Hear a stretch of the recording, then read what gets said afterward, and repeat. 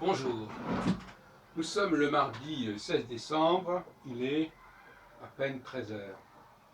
J'ai un certain nombre de sujets à débattre avec vous, comme chaque jour, sur nos chaînes, sur Téléprovidence, qui est relayée par YouTube et par Google+. Je voudrais commencer par la question des langues européennes, ou de la langue européenne. Vous savez que c'est un sujet qui m'est cher, mais il faut le voir autrement que la façon dont on le voit habituellement.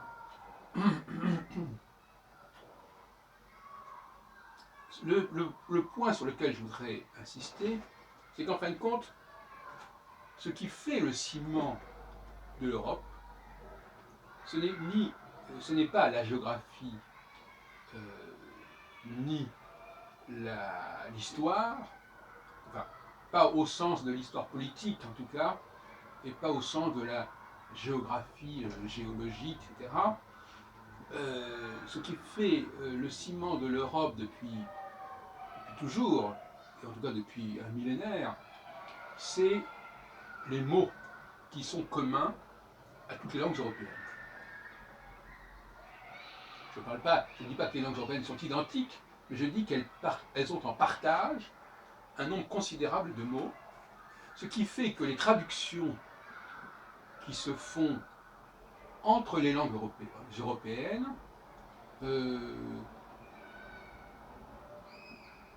obéissent à des règles qui ne sont pas les mêmes que celles qui pourraient se faire entre une langue européenne et une langue sémitique, une langue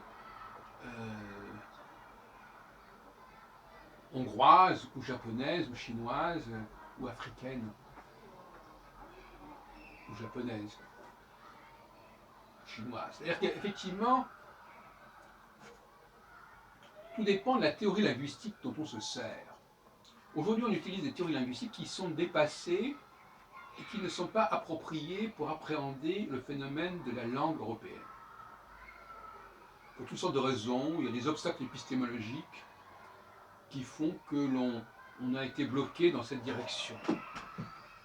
Et que, à ma connaissance, il n'y a pas de grand projet consacré à la mise en évidence de cette langue européenne, qui n'est pas une langue au sens strict du terme, c'est-à-dire avec toute sa en tant que langue qu'on peut parler comme cela. C'est plutôt une langue qui peut s'adapter à différents produits. Je veux dire par là que les mêmes mots peuvent être ajustés à différents endroits, ce qui crée évidemment une diversité. Mais cette diversité ne doit pas faire oublier la centralité du processus. Donc diversification des langues européennes par rapport à une langue européenne matricielle qui s'est constituée à travers l'histoire, n'est-ce pas, qui n'existe pas au départ, bien évidemment. Cette langue européenne s'est imposée à toutes les langues, quasiment, de l'Europe, par un phénomène de contamination, de rayonnement, de diffusion. Et elle a des manifestations qui sont restées très diverses par ailleurs. C'est-à-dire que cette même langue européenne n'a pas la même présence en anglais, en français, en allemand, en espagnol, en italien, etc. Mais on reconnaît cette présence. Par-delà la diversité de ces avatars et de ces dérivations. Ils ne sont pas véritablement des dérivations, parce qu'au départ, en réalité, c'est plutôt l'inverse. C'est plutôt cette langue européenne qui s'est incrustée au sein de différentes langues. Mais maintenant, le phénomène est renversé, et on va dire que c'est cette langue européenne qui, en fin de compte, existe sous différentes façons, sous différents modes, à travers toute l'Europe.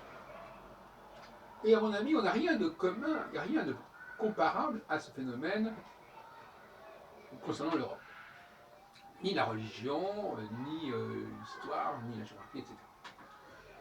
Donc je propose un grand projet européen consistant à mettre en avant et à constituer et à mettre en évidence cette langue européenne qui comporte des milliers de mots. Je préfère employer le terme signifiant, des milliers de signifiants, des milliers de contenants sémantiques, si on préfère, c'est encore une expression que je préfère, des milliers de contenants sémantiques, c'est-à-dire que ça ne signifie pas que les mots utilisés aient strictement le même sens dans les différentes langues. C'est pas une nécessité, parce que ça, c'est, d'un point de vue saussurien, le même mot, le même signifiant peut correspondre à des signifiés différents. Donc on ne va pas non plus rentrer dans cette question-là, ni dans la question du contexte morphologique et grammatical de chaque langue, ni dans la question des signifiés qui sont associés à tel et tel signifiant. On va simplement constater qu'il y a les mêmes signifiants. Et là encore, on fera abstraction de certaines variétés, de certaines variantes liées à des différents alphabets, par exemple l'alphabet cyrillique par rapport, ou l'alphabet grec par rapport à l'alphabet latin. On fera abstraction également de façon de fonctionner de telle et telle langue qui se sert de déclinaison, qui a des marqueurs différents, etc. Tout ça, ce sont des éléments secondaires. Ce qui est important, c'est de garder en ligne de mire l'existence de ces signifiants, tout en sachant qu'ils vont être ajustés, adaptés, modifiés éventuellement, mais que la compréhension de ces mots reste quand même extrêmement fluide. C'est-à-dire que vous mettez un Européen, quel que soit le pays où il se trouve, face à ces mots, même sous des formes un petit peu particulières, il reconnaîtra le mot. Il le retrouvera dans sa propre langue et il le comprendra sans évidemment pouvoir nécessairement savoir exactement comment le mot est employé, est utilisé dans telle et telle langue en particulier. Mais il le reconnaîtra, il l'identifiera dans presque tous les cas. Dans certains cas, le mot de la langue européenne aura été tellement transformé qu'il sera peut-être plus difficile de le reconnaître. Mais ça s'apprend. C'est pour ça que je veux dire par là qu'il faut absolument qu'il y ait des cours de langue européenne, qu'il y ait un bagage concernant cette langue européenne dans toutes les écoles de l'Europe. Ce qui fait que même s'il y a une facilité à identifier les mots, il n'est pas non plus inintéressant d'expliquer un petit peu toutes ces variations, et ça permet d'apprendre d'ailleurs la linguistique, ça permet d'apprendre des tas de choses, donc c'est extrêmement positif.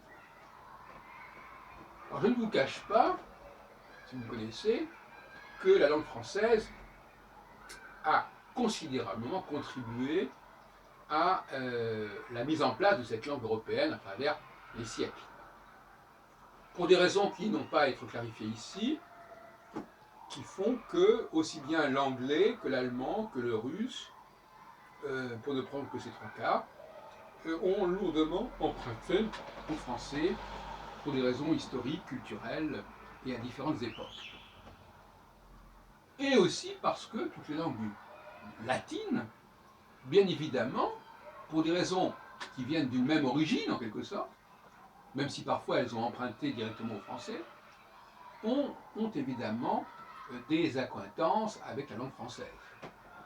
Ce qui fait que la langue française est un point stratégique sur le plan des langues européennes, puisqu'elle est à la fois en phase par essence avec les langues latines, et qu'elle est en phase par des raisons existentielles avec les langues du nord de l'Europe, depuis l'Angleterre jusqu'à la Russie.